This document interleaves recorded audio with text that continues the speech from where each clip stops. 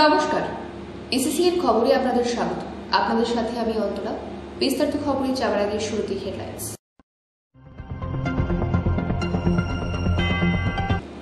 Flag festoon ছিঁড়ে দেওয়ার পাশাপাশি দেওয়াল লিখন মুছে দেওয়ার অভিযোগে জেলা শাসককে ডেপুটেশন দিল ভারতীয় জনতা মহিলা মোর্চার কর্মীরা।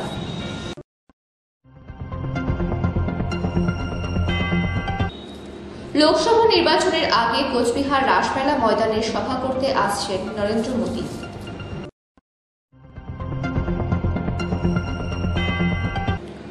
উত্তরবঙ্গ সফরের তৃতীয় দিনে ফের চেনা ছন্দে দেখা গেল মুখ্যমন্ত্রীকে।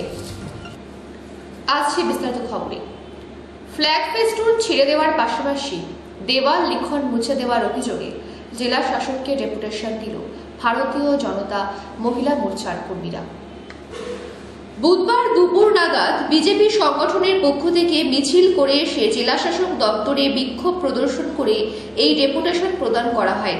এদিনে বিষয়ে বিজেপি যুব মোর্চার কোচবিহার জেলার সভাপতি কুমার চন্দ্র নারায়ণ বলেন, আমরা বিজেপি প্রার্থী নিশীথ প্রামাণিকের সমর্থনে যে ব্যানার ফেস্টুন লাগানো হচ্ছে তা রাতের অন্ধকারে তৃণমূল আশ্রিত দুষ্কৃতীরা ছিঁড়ে ফেলার পাশাপাশি দেওয়াল লিখনের উপরেও তারা পোস্টার মেরে দিচ্ছে। আমরা এসব বিষয় নিয়ে জেলা নির্বাচন আধিকারিক তথা জেলা শাসককে আজ স্মারকলিপি প্রদান করলাম। ঘোষণার পর এবং মনোনয়ন পেশের পর আমরা কোচবিহার জেলা জুড়ে, বিশেষ করে কোচবিহার শহরে আমাদের প্রার্থী নিশীথ প্রামাণিক মহাশয়ের সমর্থনে যে সমস্ত পোস্টার, ব্যানার, হোর্ডিং এবং আমরা দেওয়াল লিখন করছি, সেগুলো তৃণমূল দুষ্কৃতীরা রাতের অন্ধকারে কোথাও ছিঁড়ে দিচ্ছে। আমাদের দেওয়াল লিখনের উপর তারা পোস্টার লাগিয়ে দিচ্ছে। এমনকি আমরা লক্ষ্য করছি যে আমরা পারমিশন নিয়ে, সাধারণ মানুষের পারমিশন নিয়ে তাদের দেওয়াল লিখন করছে, সেটাও কিছু লোক সেটাকে চুনকালি মেখে বা সাদা চুনকালি মেখে সেটাকে ঢেকে দেওয়ার চেষ্টা করছে। তো আমরা পুলিশ প্রশাসনে অভিযোগ জানিয়েছি, নির্বাচন কমিশনের যে অ্যাপ রয়েছে সিভিজিলে আমরা অভিযোগ জানিয়েছি, 150-এ আমরা অভিযোগ জানিয়েছি। শত শত অভিযোগের পরে আমরা দেখছি এই প্রবণতা কিন্তু বন্ধ হচ্ছে না। তাই আমরা আজকে এসেছি সম্মানীয় ডিএম সাহেবের সাথে দেখা করতে। আমরা একটা ডেপুটেশন দেব ভারতীয় জনতা যুব মোর্চা এবং মহিলা মোর্চার পক্ষ থেকে। অবিলম্বে প্রশাসন যেন নিরপেক্ষভাবে সমস্ত রাজনৈতিক দলের ফ্ল্যাগ ফেস্টুন পোস্টার রক্ষা করে এবং ভারতীয় জনতা পার্টির পোস্টার তারা যেন এই বিষয়টা দেখে, নইলে আমরা একটা বৃহত্তর আন্দোলনে নামবো। বিশেষ করে আগামীকাল আমাদের যশস্বী প্রধানমন্ত্রী নরেন্দ্র মোদীজি আসছে, তার সমর্থনে শহর জুড়ে পোস্টার, ফ্লেক্স, ফেস্টুন লাগানো হবে। সেগুলো যেন পুলিশ বিষয়গুলো দেখে, সেই জন্য আমরা ডিএম সাহেবের সাথে দেখা করছি। আমরা সেই জন্যই আজকে এখানে আমরা ভারতীয় জনতা যুব মোর্চা এবং মহিলা মোর্চা এসেছি। ভারত মাতা কি। দেখুন, ভোট মানে উৎসব আমরা সকলেই জানি, কিন্তু আমাদের বাংলায় যখনই ভোট হয় তখনই সন্ত্রাসের বাতাবরণ আপনারা দেখতে পাচ্ছেন। যে আমাদের কোচবিহার শহর জুড়ে আমাদের যিনি ক্যান্ডিডেট রয়েছেন ভারতীয় জনতা পার্টির, আমাদের নিশীথ প্রামাণিক মহাশয়, তার সমর্থনে যেগুলো পোস্টার, ব্যানার, ফ্ল্যাগ এবং দেওয়াল লেখন হয়েছে বিজেপির পক্ষ থেকে, সেগুলো রাতের অন্ধকারে মুছে ফেলা হচ্ছে। তো এটা কোন রাজ্যে বাস করছি আমরা, যেখানে গণতন্ত্র নেই? গণতন্ত্রকে গলা টিপে হত্যা করা হচ্ছে। কোচবিহার মানে সন্ত্রাস কেন? আমরা বলতে চাইছি যে আগামীকাল আমাদের যশস্বী প্রধানমন্ত্রী আসবেন। আমরা শহর জুড়ে এবং গ্রামীণ এলাকাগুলোতেও আমাদের পোস্টার, ব্যানার লাগানো রয়েছে। সেখানে কালকে যদি কোনো রকম বিশৃঙ্খলা হয়, আমরা আগামী দিন আরও বৃহত্তর আন্দোলনে নামব। আজকে আমরা ডিএম সাহেবের কাছে আসছি, ওনার অগোচরে আমরা নিয়ে আসব বিষয়টি। আমরা পুলিশও কমপ্লেন করেছি, সিভিজিলে আমরা কমপ্লেন করেছি, কোনো রকম প্রতিক্রিয়া দেখতে পাচ্ছি না। কিন্তু আমরা আজকে জানাতে এসেছি, কালকে যদি কোনো বিশৃঙ্খলা হয়, ভারতীয় জনতা পার্টি আজকে যুব মোর্চা, মহিলা মোর্চা মিলে এসছে এখানে। আগামী দিন আরও বৃহত্তর আন্দোলনে আমরা নামব। এসিসিএর খবর দিনহাটা। লোকসভা নির্বাচনের আগে কোচবিহার রাসমেলা ময়দানে সভা করতে আসছেন নরেন্দ্র মোদী। এই বিষয়কে সামনে রেখে সাংবাদিক সম্মেলন করেন তৃণমূল কংগ্রেস। সেখানে বিজেপিকে তুলোধনা করেন তৃণমূল জেলা সভাপতি অভিজিৎ দেব ভৌমিক। তিনি অভিযোগ করেন, প্রধানমন্ত্রীর সভা করার আগে তিনি কাগজ দেখান যেখানে তিনি আবাস যোজনার টাকা দিয়েছেন।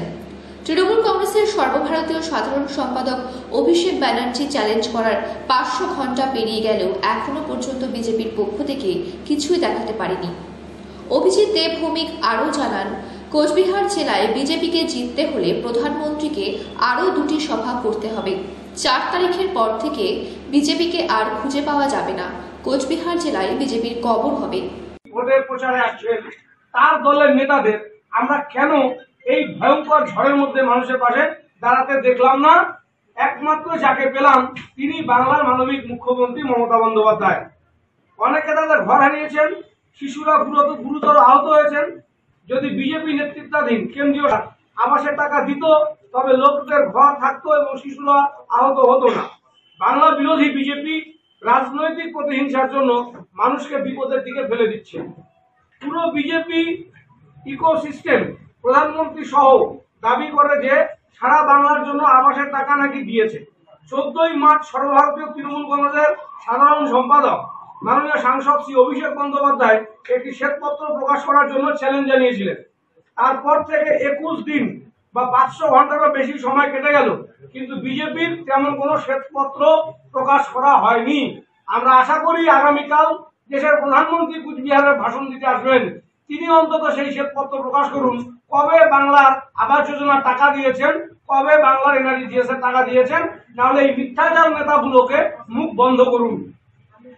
আগামীকাল আমাদের প্রধানমন্ত্রী, যিনি একজন নির্বাচন মন্ত্রী, আসছেন কুচবিহারে। তিনি কি আগামীকাল সত্য কথা বলার এবং শ্বেতপত্র জারি করার সাহস দেখাবেন, নাকি আরো কয়েকটি মিথ্যা জুমলার অধ্যায় রচনা করবেন? আমরা প্রধানমন্ত্রীকে আগামীকাল একটি শ্বেতপত্র প্রকাশ করার জন্য চ্যালেঞ্জ করছি। শুভেন্দু অধিকারী শীতলকুচিতে এসে মিথ্যা কথা বলেছেন বিজেপি নেতৃত্বাধীন কেন্দ্রে আবাস তহবিল নিয়ে। টাকা দিয়ে থাকলে শ্বেতপত্র দেখান, বিস্তারিত জানান বা দাবি করেন। তা না হলে সর্বভারতীয় তৃণমূল কংগ্রেসের সাধারণ সম্পাদক যে শ্বেতপত্র প্রকাশের দাবি করেছে সেই শ্বেতপত্র প্রকাশ করুন। সেটা পারবেন না, এটা আমরা জানি। এসিসিএন খবর দিনহাটা। উত্তরবঙ্গ সফরের তৃতীয় দিনে ফের চেনা ছন্দে দেখা গেল মুখ্যমন্ত্রীকে। উত্তরবঙ্গ সফরের তৃতীয় দিনে ফের চেনা ছন্দে দেখা গেল মুখ্যমন্ত্রী মমতা বন্দ্যোপাধ্যায়কে। মঙ্গলবার বিকেলে ডুয়ার্সের মেটেলি ব্লকের গৌরীগাঁও গ্রামের মার্সি ফেলোশিপ চার্চে যান মুখ্যমন্ত্রী। মঙ্গলবার বিকেলে বৈঠকের আগেই আদিবাসী নৃত্যশিল্পীদের সঙ্গে নাচের তালে পা মেলাতে দেখা যায় তাকে। এমনকি মাদলও বাজান মুখ্যমন্ত্রী। গির্জার ভেতরে তিনি গান গেয়ে বিশ্ব শান্তির উদ্দেশ্যে প্রার্থনা করেন। তারপর গির্জার বৃদ্ধাশ্রমে গিয়ে আবাসিকদের সাথে কুশল বিনিময় করেন। বৈঠক করেন খ্রিস্টান ধর্মগুরুদের সাথে। সেখান থেকে বেরিয়ে সাংবাদিকদের মুখোমুখি হয়ে প্রত্যাশিতভাবে আক্রমণ করেন কেন্দ্রকে। তিনি বলেন, কেন্দ্র 100 দিনের কাজের টাকা বন্ধ করে দিয়েছে। আমরা আবাসের তালিকা পাঠালেও টাকা দেয়নি কেন্দ্র। কেন্দ্রের সিদ্ধান্তে পাহাড়ে 10 লক্ষ মানুষ বেকার।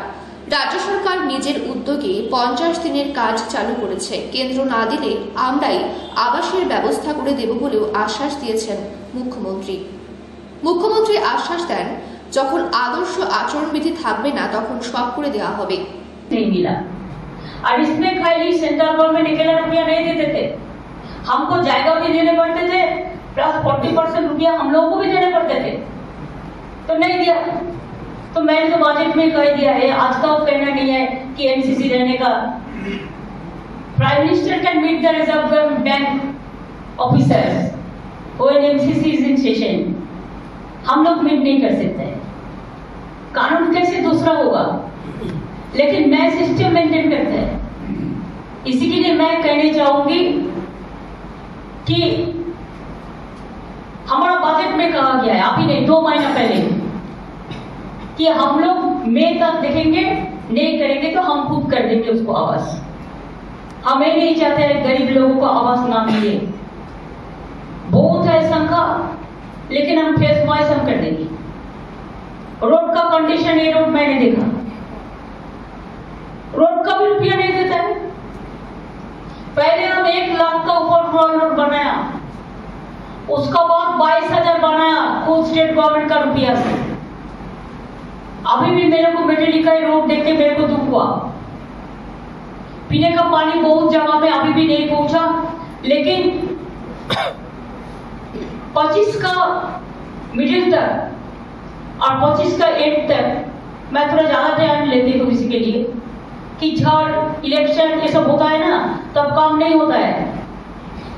हम जरूर देखेंगे कि हर घर में पानी चला जाए, टैप वाटर। अभी भी बहुत सारे घर में चला गया, इधर में पीने का जो दिक्कत है, पीने का पानी का रास्ता भी हम देखा, हम दिमाग में ले लिया। जब एमसीसी ने में जो 204 जला दिया, मस्जिद में भी वो फेंका, मंदिर में भी फेंका, हमें नहीं चाहते हैं। एक बात सबको याद रखना, शांति से बड़ा कुछ नहीं होता है। कोई पॉलिटिकल पार्टी एक दिन के लिए दंगा फसाद करे चुनाव के लिए, तो इसको क्षमा मत करना। हम एक साथ में रहने चाहते हैं, एक साथ में, जिसको जो मर्जी आप पढ़े, जिसको जो मर्जी आप खाना खाओ, जिसको जो मर्जी आप फेस्टिवल सेलिब्रेट करो, ये सबका अपना अपना अधिकार है हमारा कॉन्स्टिट्यूशन का मुताबिक। এসিসিএন খবর দিনহাটা। বুধবার সকাল থেকে ময়নাগুড়িতে ঝড়ে ক্ষতিগ্রস্তদের বাড়িতে গিয়ে পৌঁছে দেওয়া হচ্ছে খাদ্য সামগ্রী সহ বস্ত্র সহ অন্যান্য সামগ্রী। এদিন সাত সকালে জলপাইগুড়ি জেলা শাসক শ্যামা পারভিন, জেলা পুলিশ সুপার খান পাহাড়ে উমেশ গণপত সহ পুলিশ ও প্রশাসনের কর্মীরা সকালেই পৌঁছে যান ঝড়ে ক্ষতিগ্রস্ত এলাকায়। এরপর ঝড়ে ক্ষতিগ্রস্তদের বাড়িতে বাড়িতে গিয়ে স্টোভ, কড়াই, চাল 6 কেজি, সাথে তেল, নুন, চিনি, মশলা, আলু, পেঁয়াজ এবং কাপড় কম্বল থেকে শুরু করে মশারি সমস্ত কিছু তুলে দেওয়া হয়। ময়নাগুড়ি ব্লকের বার্নিশ ও পুটিমারি ক্ষতিগ্রস্ত এলাকার সমস্ত বাড়িতে এই সমস্ত সামগ্রী তুলে দেওয়া হয়। এদিন সকাল থেকে জেলা শাসক, পুলিশ সুপার সহ বিভিন্ন সরকারি আধিকারিকরা উপস্থিত ছিলেন এই কর্মকাণ্ডে। উপস্থিত ছিলেন ময়নাগুড়ি থানার আইসি সুবল ঘোষ মহাশয়, ময়নাগুড়ি বিডিও সহ অন্যান্যরা। এদিন এই প্রাণ সামগ্রী পেয়ে ক্ষতিগ্রস্ত পরিবারের অনেকেই খুশি বলে জানা যায়। ওখানে যেত আমাদের 3টে জিপি ময়নাগুড়িতে ও 3টে জিপি আমাদের সদর ব্লকে। ওখানে আমরা সিনিয়র অফিসার্সের টিম করেছি, পুলিশ আর সিভিল অ্যাডমিশনে মিলে। ওই টিম অফিসারগুলো নিজে নিজে বাড়িতে গিয়ে পার্সোনালি, কোনো সেন্ট্রালভাবে আমরা করছি না, বাড়ি বাড়িতে গিয়ে আমরা দিচ্ছি। এর মধ্যে আমরা একটু 4-5 রকমের জিনিস আছে। একটা খাবারের প্যাকেট আছে, যার মধ্যে আমাদের চাল আছে, আলু আছে, পেঁয়াজ আছে, ডাল, তেল, মশলা, চাপাতি, একটু মিল্ক পাউডার খাবার জন্য। এছাড়া আমাদের একটা কাপড়ের প্যাকেট আছে, যার মধ্যে শাড়ি আছে, ধুতি আছে, বাচ্চার জন্য জামা আছে, চাদর আছে, এসব জিনিস আছে। এছাড়া একটা আমাদের ডিজাস্টার ম্যানেজমেন্ট কিট আছে, যার মধ্যে একটু, যেহেতু ওরা সংসার আবার চালাতে পারে, ওর মধ্যে আমাদের গ্যাস স্টোভ আছে, তারপলিন আছে, বাসনগুলো আছে, কড়াই, গামলা সবগুলো ওর মধ্যে আছে, বালতি, এসব করে একটা মোটামুটি একটা পরিবার আবার যেরকম স্টার্ট করতে পারে ওই রকম সব জিনিস, সব যাবতীয় জিনিস এর মধ্যে আছে। এসিসিএন খবর দিনহাটা। বড় সাফল্য বন দপ্তরের, হাতির দাঁত সহ গ্রেফতার 2। ফের বড় সাফল্য পেল বন দপ্তর। 2টি হাতির দাঁত সহ 2জনকে গ্রেফতার করল বন দপ্তর। বুধবার ধৃত 2জনকে আদালতে পাঠানো হয়েছে বলে জানা গিয়েছে। জানা যায়, বন দপ্তরের লাটাগুড়ি রেঞ্জের রেঞ্জার সঞ্জয় দত্তের নেতৃত্বে মঙ্গলবার বিকেলে ময়নাগুড়ি ব্লকের ঝাঁঝাঙ্গি সংলগ্ন এলাকায় স্কুটিতে করে 2জনকে আটক করেন আধিকারিকরা। এরপর তাদের তল্লাশি চালাতেই উদ্ধার হয় 2টি হাতির দাঁত, যার একটির ওজন 2.7 কেজি এবং আরেকটি 2.6 কেজি। মূলত পাচারের উদ্দেশ্যেই এগুলি নিয়ে যাওয়া হচ্ছিল বলেই অনুমান। বন দপ্তর সূত্রে জানা গিয়েছে, ধৃত 2জনের নাম ওয়াংটি এবং ইয়াসোকা ডুপ্পা। এদের একজনের বাড়ি ভুটানে এবং আরেকজনের আলিপুরদুয়ারের বক্সাদুয়ারে। ধৃত 2জনকে বুধবার আদালতে পাঠানো হয়েছে এবং পুরো বিষয়টি তদন্ত করে দেখছেন বন দপ্তর। এই বিষয়ে বুধবার বন আধিকারিক জয়ন্ত মণ্ডল সাংবাদিক বৈঠক করেন। তিনি বলেন, পাচারের উদ্দেশ্যে 2জন হাতির দাঁত নিয়ে যাচ্ছিলেন। সেই সময় ঝাঁঝাঙ্গি এলাকায় তাদের গ্রেফতার করা হয়। তাদের একজনের বাড়ি ভুটান এবং একজনের বাড়ি বক্সাদুয়ারে। তাদের 2জনকে আদালতে পাঠানো হয়েছে। ঘটনা তদন্ত চলছে। কোথাকার বাসিন্দা তারা? এর মধ্যে একজন বাক্সার ওখানে উপরে আদমা বলে একটা জায়গা আছে সেখানকার, আর একজন ভুটান ন্যাশনালিস্ট। পাচারের উদ্দেশ্যে নিয়ে যাওয়া হচ্ছিল? হ্যাঁ, ওরা পাচার করতেই এসেছিল। তাদের নামগুলো বলতে, ভুটানের যে সিটিজেন তার নাম ওয়াংদি, আর ইয়ের যে আমাদের ইন্ডিয়ান যে আছে ওর নাম ইয়াসকা ডুপ্পা। এটা কি গাড়ি করে আসছিল? ওরা একটা স্কুটিতে করে ইয়েটা টাস্কটা একটা ব্যাগের মধ্যে করে নিয়ে এসছে। কি পাচারের উদ্দেশ্যে নিয়ে যাওয়া হচ্ছিল? অবশ্যই পাচারের উদ্দেশ্যে নিয়ে যাওয়া হচ্ছে। পাচার ছাড়া তো আর এলিফেন্টটা নিয়ে যেতে পারে না। এটার ওজন কত আছে? দুটোর একটার ওজন 2.7 কেজি আর একটা 2.6 কেজি। কোথায় স্বীকার করেছিল, এটা কি এখন কিছু পেলেন? এটা তদন্ত চলছে এখন। এসিসিএন খবর 3000। তৃণমূল কংগ্রেসে যোগদান অব্যাহত। বিভিন্ন রাজনৈতিক দল ছেড়ে ফের তৃণমূল কংগ্রেসে যোগদান করলেন বেশ কয়েকটি পরিবার। নির্বাচনের আগে ফের দলবদলের হিড়িক ময়নাগুড়িতে। বুধবার ময়নাগুড়ি ব্লকের রামসাই গ্রাম পঞ্চায়েতের মা ভান্ডারী চ্যাংমারি বুথের 5টি পরিবারের প্রায় 30 জন সদস্য তৃণমূল কংগ্রেসে যোগদান করেন। বিভিন্ন রাজনৈতিক দল ছেড়ে এদিন শাসক দলে নাম দেন। এদিনের এই যোগদান সভায় উপস্থিত ছিলেন ময়নাগুড়ি 1 নং ব্লক তৃণমূল কংগ্রেস সভাপতি মনোজ রায় সহ প্রমুখরা। ব্লক সভাপতির হাত থেকে দলীয় পতাকা তুলে নেন এই সদস্যরা। এসিসিএন খবর 3000। এসিসিএন খবর এখনকার মতন এ পর্যন্তই। আপনারা দেখতে থাকুন এসিসিএন খবর, সবার মাঝে সবার সাথে।